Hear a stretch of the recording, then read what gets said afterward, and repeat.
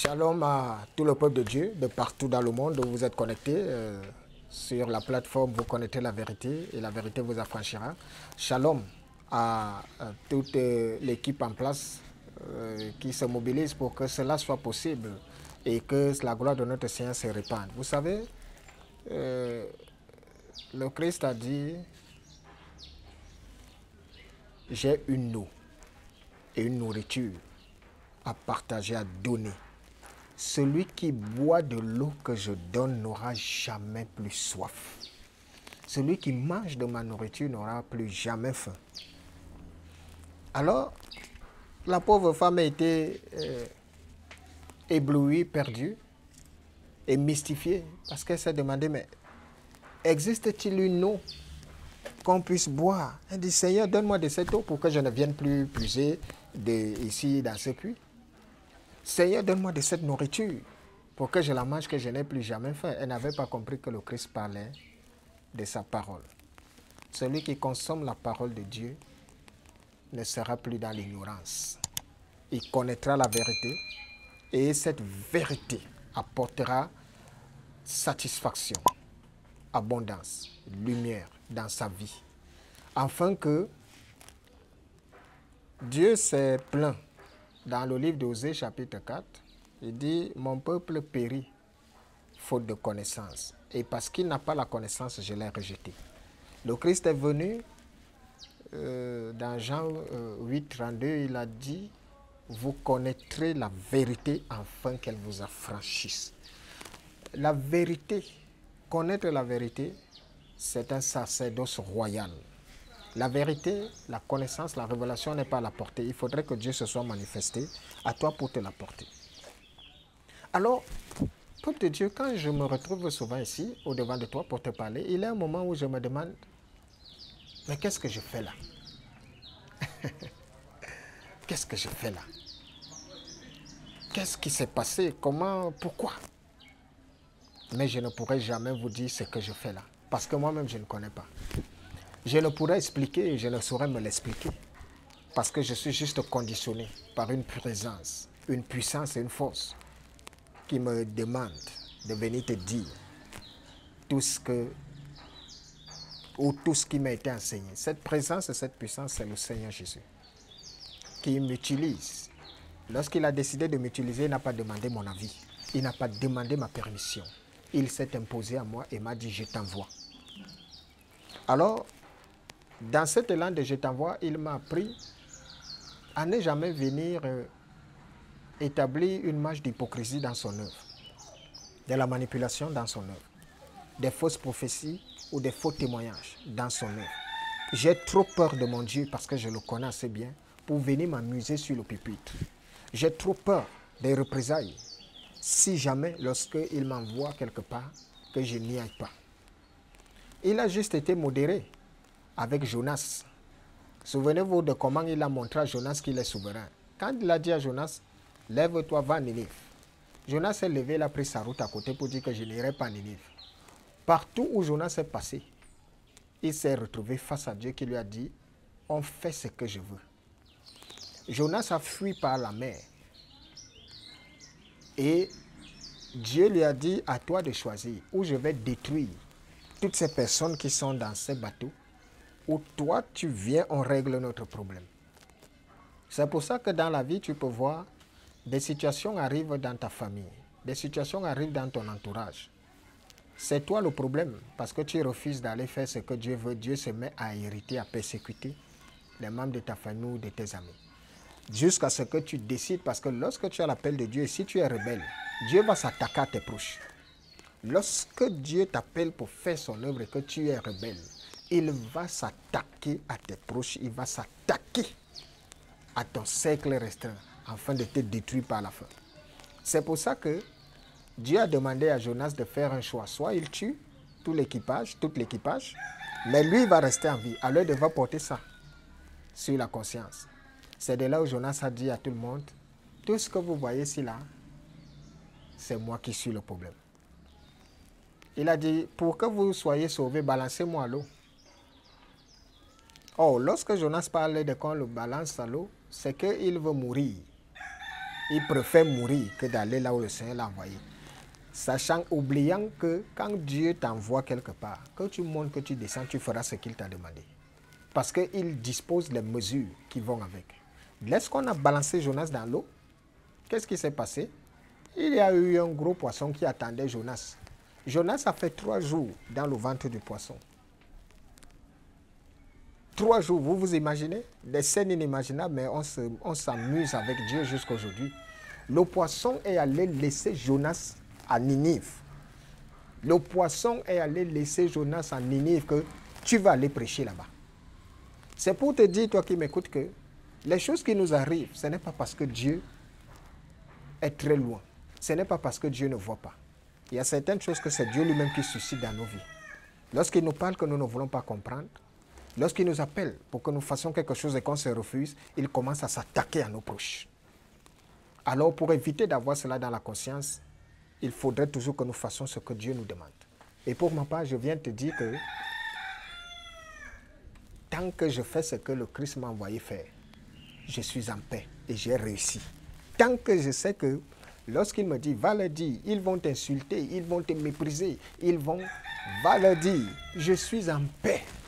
Et je vois très bien quand le Christ est content de moi, alors, comment? Mon employeur me dit, va faire ceci. Et les autres me disent à côté, ce n'est pas comme ça. Qui est-ce que je dois suivre? Ceux qui me disent que ce n'est pas comme ça, ce que mon employeur me dit. Moi, je suis mon employeur, c'est mon boss.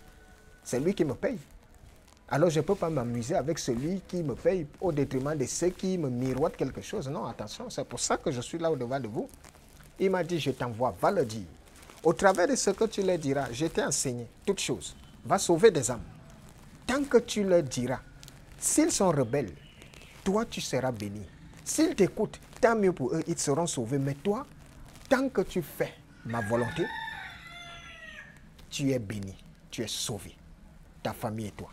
Et c'est pour ça que je suis là aujourd'hui. Alors, peuple de Dieu, aujourd'hui, je viens t'apporter un sujet, parce que mes sujets sont toujours ceux qui suscitent beaucoup de questionnements, ceux qui engendrent beaucoup de contradictions et de frustration aussi. Pourquoi? Parce que, sachez une chose, Dieu ne se contredit pas. Et Dieu ne peut être dans la honte, dans la contradiction ou dans la confusion. Impossible. J'ai souvent dit, ou certaines personnes disent que non, ce qui fait que la parole de Dieu est compliquée, c'est parce que on a l'impression que ici, là, d'autres disent ceci, et là-bas, ça entraîne la confusion. D'autres disent non, c'est justement ça le problème. Quand tu n'as pas l'Esprit de Dieu, tu ne peux pas comprendre le sens. Mais Dieu faisant grâce, il nous a permis d'être connectés afin que nous commencions et nous comprenions enfin un certain nombre de choses. Aujourd'hui, le Seigneur m'envoie te parler d'un sujet qui va certainement faire encore, parce que tous les sujets, c'est des sujets imposants et importants. Je viens te parler du ministère de la femme. Ah oui, le ministère de la femme. Parce qu'on ne comprend plus juste à quel sens se vouer. On ne comprend même plus ce qui se passe dans cette histoire. Ça va dans tous les sens. Ceux-ci disent que non, les femmes ne doivent pas enseigner. Ceux-là disent que oui, les femmes doivent enseigner. Ils prennent pour témoin les Saintes Écritures, afin de pouvoir contester, afin de pouvoir justifier. Mais ceci étant, ça n'empêche que d'aucuns disent que la femme n'a pas le droit d'enseigner, mais des femmes enseignent toujours. Ceci étant, ça n'empêche que d'autres disent que la femme a le droit d'enseigner, mais d'autres préfèrent se rétracter. Alors, la vérité se trouve de quel côté? La vérité se trouve dans la révélation. La vérité se trouve dans la parole de Dieu. Parce que c'est au travers de la parole de Dieu que nous devons connaître Dieu. Mais attention, si Dieu ne t'a pas appelé à cette œuvre, tu seras confus. Et tu vas apporter un enseignement contradictoire et un enseignement de confusion à tes brebis qui ferait qu'à un moment donné, quand ils seront face à une situation, ils seront perdus. Ils ne comprendront pas. Ils auront l'impression qu'ils sont en train d'être dans une stagnation ou dans un rétropédalage. Pourquoi? Parce que ils diront non, ceci, tel verset dit ceci, tel autre. Or, quand ils sont bien impactés, ils auront les yeux ouverts pour comprendre, parce que la parole de Dieu, c'est dans la révélation d'abord. Ne prenez jamais au premier degré. Il y a d'abord quelque chose qui est la révélation. C'est pour ça qu'il y a d'aucuns qui vont à l'école. Ceux qui vont à l'école pour étudier la parole de Dieu, ça choque, parce que c'est quand je parle de ça, ça dérange. Non, quand tu vas à l'école pour étudier la parole de Dieu, tu n'es pas un élu de Dieu. Tu es un appelé. Il y a des gens qui aiment Jésus, hein. Et alors ils décident d'entrer dans l'œuvre de Dieu. Mais est-ce que Dieu t'a appelé? Parce que pour que Dieu t'appelle, il doit te parler. Il doit se révéler à toi. Et il doit te dire ce qu'il attend de toi. Tu n'écoutes pas d'un homme, tu écoutes de Dieu. Dès que tu es déjà sur le pupitre, c'est Dieu que tu dois écouter. Tu ne dois pas écouter un homme. Alors, la femme doit-elle enseigner? Le ministère de la femme, est-il possible? Est-il normal? Je t'invite à ouvrir ta Bible. Dans le livre d'Un Timothée, chapitre 2. 1 Timothée, chapitre 2, du 9e verset au 15e. 1 Timothée, chapitre 2, du 9e verset au 15e ou au 12e. 12e, parce que je vais m'arrêter au 12e. Alors, en voici la teneur. Je veux aussi que les femmes, vêtues d'une manière décente, avec pudeur et modestie, ne se parent ni de tresses, ni d'or, ni de perles, ni d'habits somptueux, mais qu'elles se parent des bonnes œuvres, comme il convient à des femmes qui font profession de servir Dieu. Que la femme écoute l'instruction en silence, avec une entière soumission. Amen.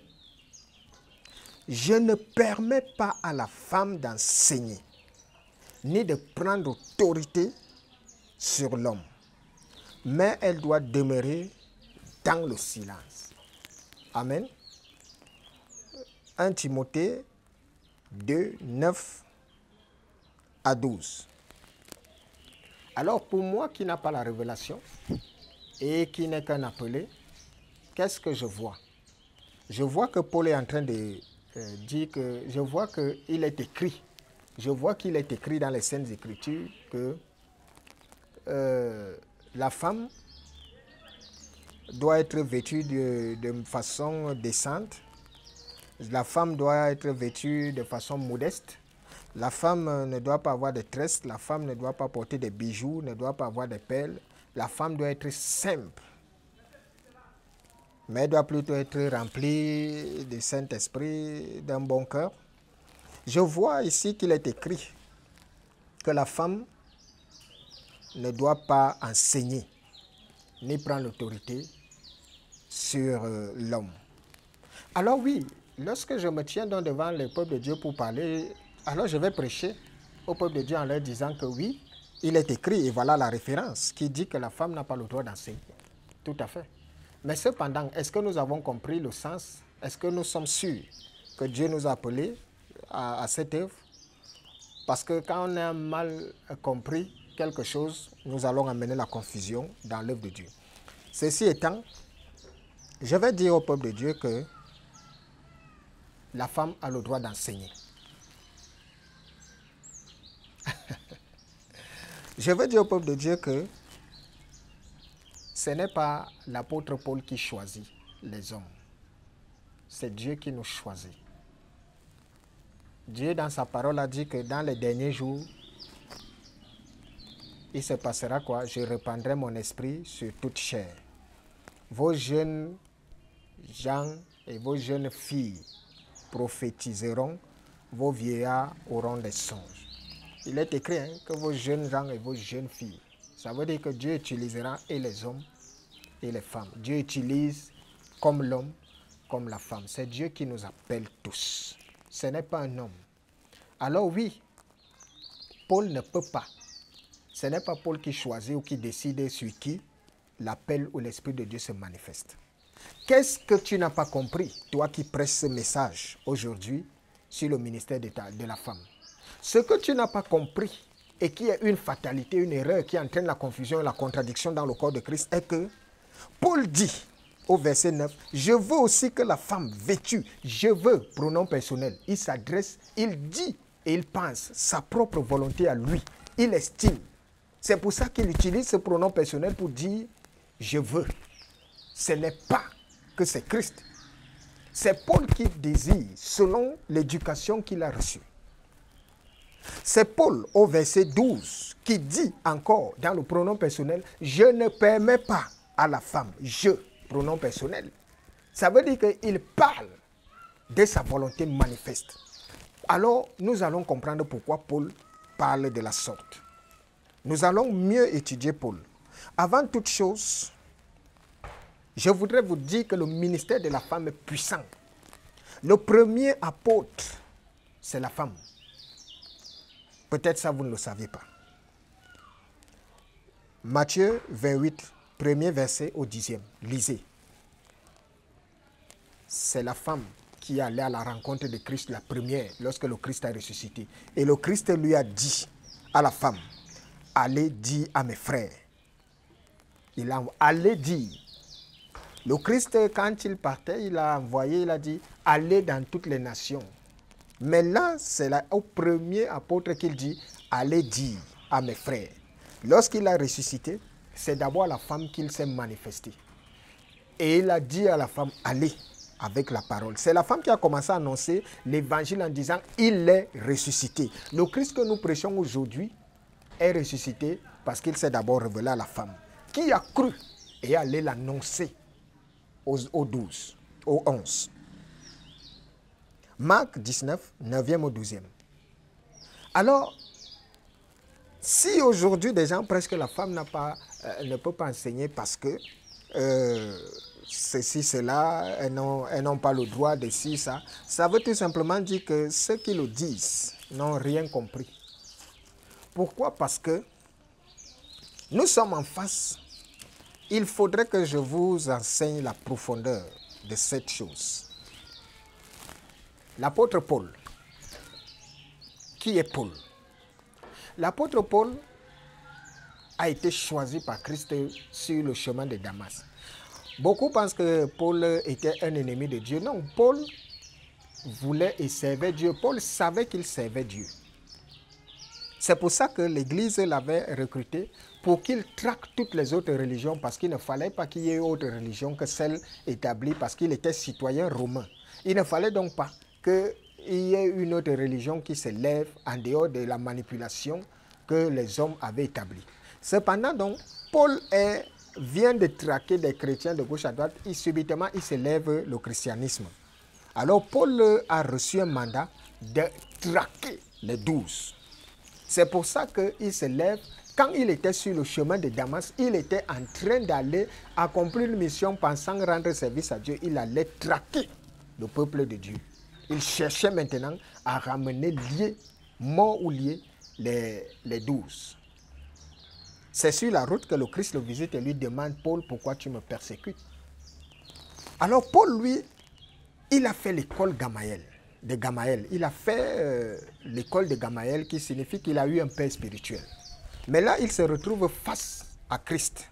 Lorsqu'il se retrouve face à Christ, Christ l'envoie et lui dit, « Dorénavant, tu travailles pour moi. » Alors, il faudrait que nous sachions que Dieu, lorsqu'il nous appelle, la façon dont nous allons révéler ou annoncer l'évangile dépend de l'éducation que nous avons reçue. Paul était un homme belliqueux.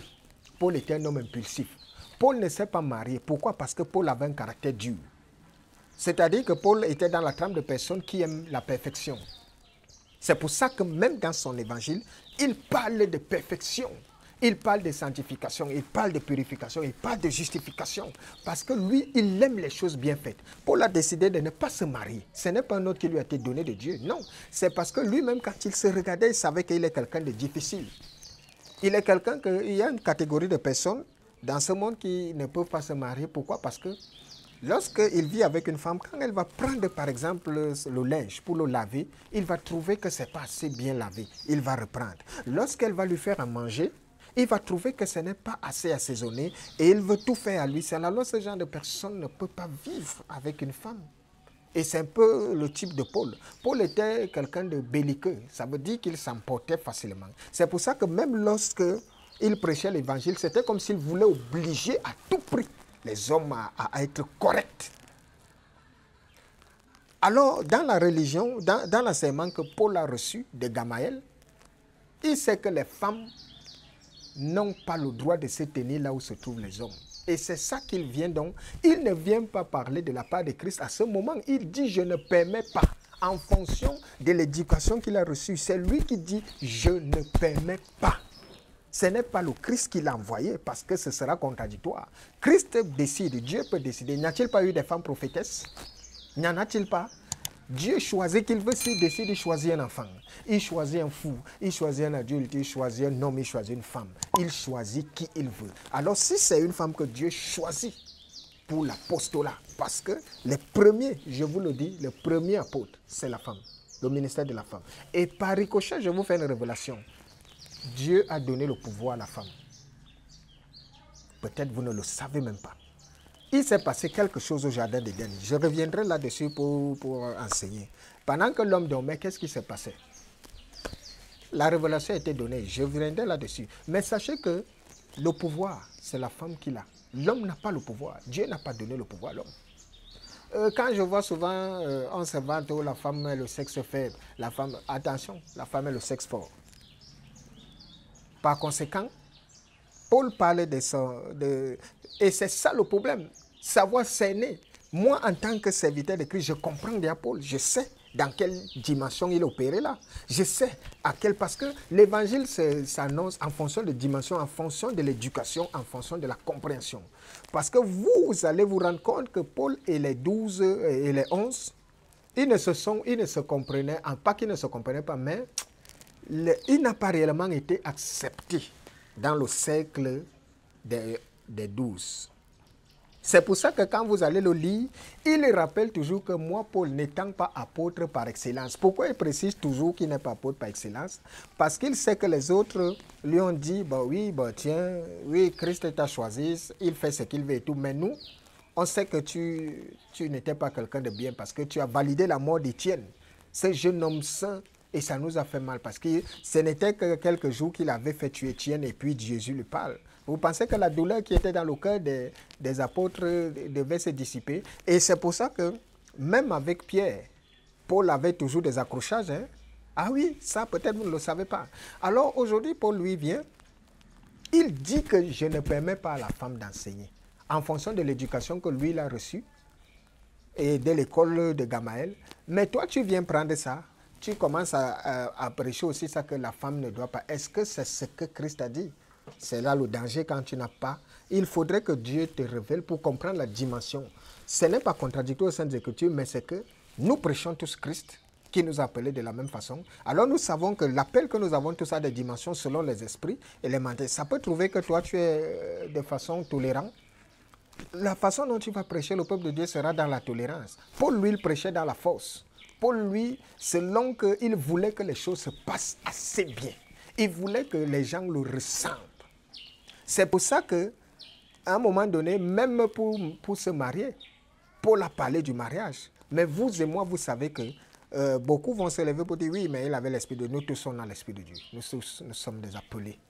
Au même titre que Paul, je suis été appelé. Au même titre que les 12, j'ai été appelé. Au même titre que Moïse. Au même titre que tous les appelés de Dieu, je suis à cette table. Donc, je connais la dispensation, la disposition qui nous est donnée. Par conséquent, lorsque je lis Paul, je viens juste à conclure avec ce que Pierre a dit. Je vous invite à ouvrir à ce que Jean a dit, autant pour moi. Non, c'est Pierre. Pierre a dit qu'il y a des sujets difficiles que les gens ne comprennent pas sur les écrits de Paul. C'est pour ça que ça va dans tous les sens. J'en viens dans le livre de 3 Pierre, chapitre 15, 3 Pierre, de 15e au 16e. Qu'est-ce que Pierre a dit? Pierre a dit, « Croyez que la patience de notre Seigneur est votre salut, comme notre bien-aimé frère Paul vous l'a aussi écrit, selon la sagesse qui lui a été donnée. C'est ce qu'il fait dans toutes les lettres où il parle de ces choses, dans lesquelles il y a des points difficiles à comprendre, dont des personnes ignorantes et mal affermies tordent le sens, comme celui des autres écritures pour leur propre ruine. Voilà de façon claire le message que Pierre vient de passer à tous ceux qui se lèvent pour dire des choses qu'ils ne comprennent pas. Il dit quoi? Il y a des points difficiles à comprendre. Difficile pourquoi? Parce que Paul à la base est un philosophe. C'est un homme qui a fait de grandes études, il connaît. Et par moment, il mélangeait la philosophie avec la parole, mais sans contradiction. Et maintenant, nous qui sommes tous au même titre, appelés apôtres, on se comprend, on connaît ce qu'il veut dire. Ça veut dire qu'à ce moment, Pierre, par exemple, marchait avec sa femme, où il fallait faire l'évangélisation et tout. Et Paul s'est retrouvé en train de critiquer Pierre par rapport à ça.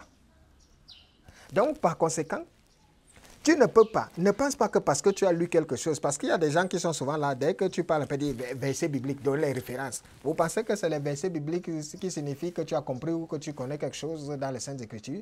Dieu ne se limite pas aux versets bibliques ou bien les références bibliques. Dieu est au-dessus et au plus grand que tout cela.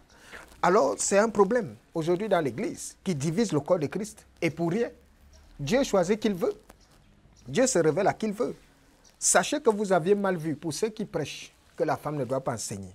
Pour ceux qui prêchent que la femme ne doit pas se parer de bijoux d'or. J'aimerais poser une question simple. Parce que ça détruit et ça dévore l'Église. J'ai souvent suivi que les femmes qui portent les bijoux iront en enfer parce que le diable se cache dans ça. Oui, peuple de Dieu, il est important de connaître la vérité. Paul a donné son avis personnel. Paul ne s'est pas marié. Voilà Christ qui est notre Dieu. Vous vous souvenez de Christ a épilogué sur le mariage. Il a beaucoup parlé. Il est Dieu, hein, mais il n'est pas entré dans les profondeurs du mariage parce qu'il connaît. Paul, lui, ne connaît pas le mariage. Tu ne peux ne pas avoir été, tu n'as jamais été marié, mais tu viens conseiller les mariés. Est-ce que c'est possible? Alors, si j'épouse une femme, la femme est l'épouse d'un homme, pas de Dieu. Même comme je vois certaines qui disent ici qu'elles ont épousé Jésus-Christ. Jésus-Christ n'a pas dit qu'il a besoin de femmes. Vous qui vous trompez vous-même, non, c'est un choix. Si tu décides que oui, je fais un vœu de chasteté, parce que je veux rester comme ça, respecte-le. Personne ne t'a envoyé là-bas. Ne viens donc pas déranger les autres par les frustrations qui vont suivre après. Parce qu'aujourd'hui, il y a certains qui prêtent serment et qui disent non, nous c'est le vœu de chasteté, mais on les retrouve ici, là, dehors, dans le monde entier, derrière les femmes à gauche, à droite. Vous avez fait vœu de chasteté, restez là-bas. Paul, lui, il a fait vœu de chasteté et il a respecté. Ce n'est pas que c'est Dieu qui est obligé que Paul ne se marie pas. Il a fait un choix et Dieu lui a dit, ok, honore ton choix, je ne t'ai pas demandé, j'ai créé la femme pour qu'elle se marie et tout. Alors moi, si je me marie et que je dise à ma femme que je veux que tu portes les bijoux et l'or, donc ma femme ira en enfer parce que la femme, elle a été tirée de la côte de qui? Elle est l'épouse de Dieu, mon épouse. Il y a une confusion. Apprenez à connaître là où sont nos limites, là où sont nos capacités. Parce que Paul a parlé de lui, de sa volonté personnelle que vous avez pris et retransmis et obligé parce que vous avez été mal affermi, comme l'apôtre Pierre l'a dit. Que les points difficiles, c'est-à-dire vous n'avez pas compris, vous prenez seulement comme ça au premier degré, vous dites, oh, la femme ne doit pas prêcher, mais pourtant, il y a le pronom personnel, je ne permets pas, je ne permets pas. Est-ce que c'est Paul qui va interdire à Dieu de se manifester à quelqu'un? Non, Paul, lui, il est juste en train de parler d'un environnement dans lequel lui, il est né, qui n'est pas obligé que moi, j'accepte ça. Alors, voilà des points qui engendrent la confusion dans le corps de Christ. Mais Dieu révèle, c'est Christ qu'on suit. Et c'est Christ qui est notre source nourricière, qui se révèle à nous. Paul, lui, il a dit que je ne permets pas la femme. C'est un avis pour lui. Alors moi, si je n'ai pas un problème parce que je sais que c'est Dieu qui choisit. Si Dieu a choisi la femme, je l'écoute. Déjà, moi, je connais que le premier apôtre, c'est la femme. Alors, voilà des problèmes qui engendrent la confusion, qui engendrent la contradiction, qui engendrent la frustration dans l'œuvre de Dieu. Vous ne pouvez pas être dans des assemblées, Dieu peut se manifester une femme et il la prend, il la choisit Vous lui dites que non, il est écrit. Est-ce que vous avez compris le il est écrit là? Vous ne pouvez pas justifier ça. Or, c'est pour ça que la révélation est importante. Dieu doit se révéler pour que Paul n'était pas là. Il a dit quelque chose. Mais la dimension et la disposition dans laquelle Paul parlait, j'ai le même esprit. Et je comprends ce qu'il veut dire. Afin d'éclairer, oui, Paul ne parlait pas que c'est Dieu qui lui a dit. Paul parlait parce que pour lui, sa volonté. Et il a bien précisé je, pronom personnel. Quand le Christ nous envoie, il n'y a pas de pronom personnel là. On ne parle pas de nous, on parle de Christ. Mais s'il y a un pronom personnel, ça veut dire que c'est un avis personnel. Oui, parce que nous avons le droit, à un moment donné, lorsque nous prêchons les évangiles, Dieu nous a donné la sagesse. Par conséquent, je peux parler, je vous dis, pour ma part, je trouve que vous devrez. Là, oui. Alors, peuple de Dieu, médites-en dessus. Le Seigneur va continuer de nous apporter la lumière dans beaucoup de choses. Cependant, il faut éviter, il y a deux évangiles. Il y a l'évangile de l'extérieur, qui demande à ce que les gens soient parés de l'extérieur. Et ils sont sales de l'intérieur. Il y a l'évangile qui demande aux gens d'être parés de l'intérieur. C'est cet évangile qui est le meilleur. Dès que tu es paré de l'intérieur, l'extérieur sera lavé automatiquement. Que le Seigneur vous bénisse et que sa grâce continue d'inonder nos vies maintenant pour les siècles des siècles. Shalom.